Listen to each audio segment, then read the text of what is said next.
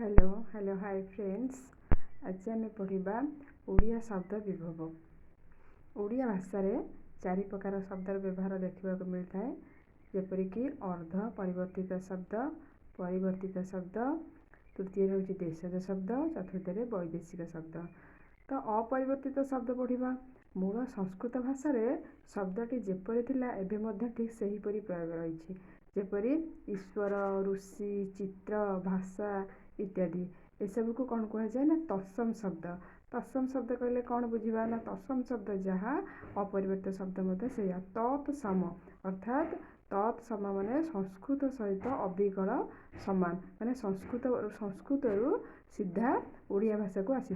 तो से भाषा कह जाए कौन तत्सम शब्द बा अपरिवर्तित शब्द।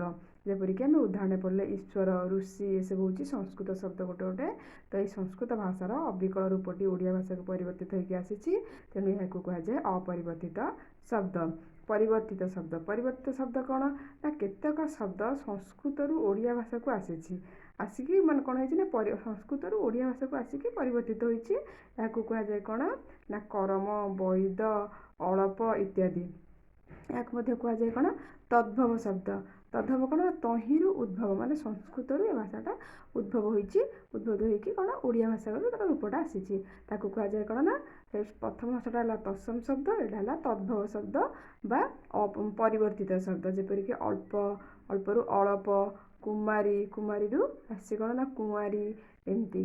तो आम जानिले कौन नार द्वितीय भागटी आ गोटे परवर्तित क्लास रे पढ़ा।